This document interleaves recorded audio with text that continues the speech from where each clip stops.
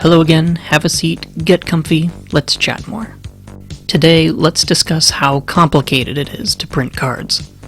I'm willing to bet that you already know this, but cards are printed out in large sheets before being trimmed.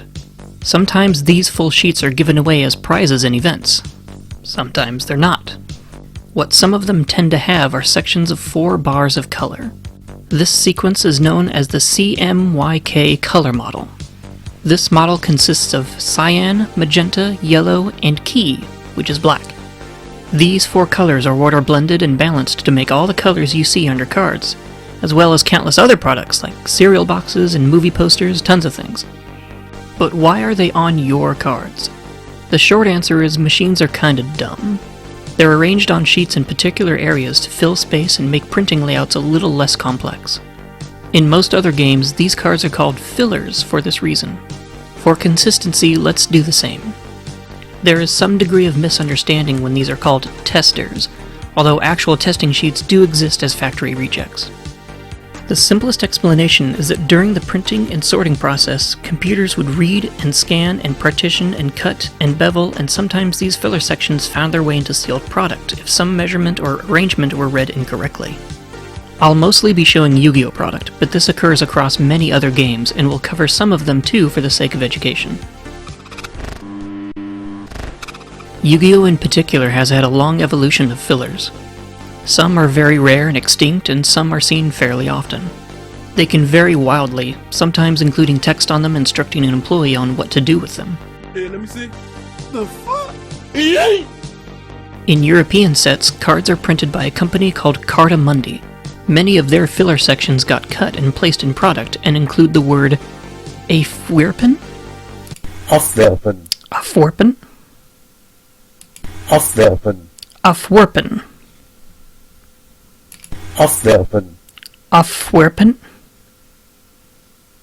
Afwerpen. Afwerpen?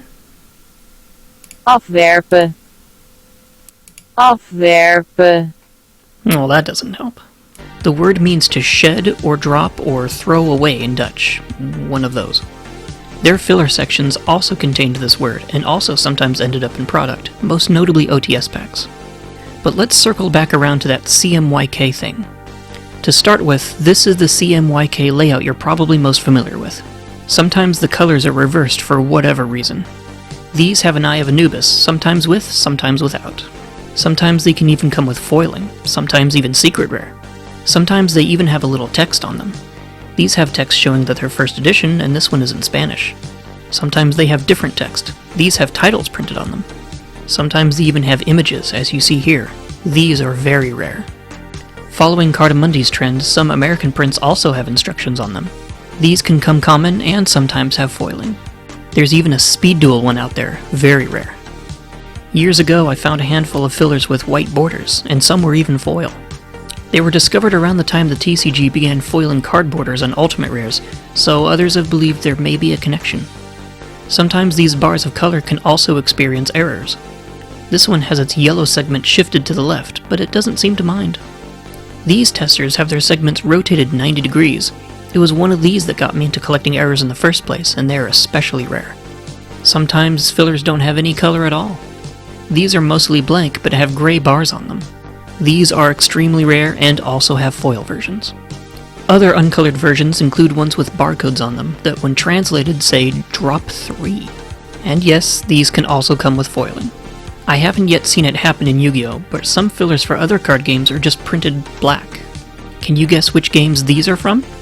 Did you guess right? Of course, they also have some CMYK standard. How about these? Can you guess which games these are from? Did I pull a sneaky on you? How about this wild one? Did you guess right? I bet you did. Finally, sometimes cards are just completely blank, or at least mostly blank. These can have borders, Eyes of Anubis, and can even be foil. It's thought by some collectors that these aren't exactly fillers, but severe errors. I'll mention them anyway because I love them, they're beautiful. This last one to mention today is especially strange. It's probably some sort of filler, but with text I haven't seen anywhere else.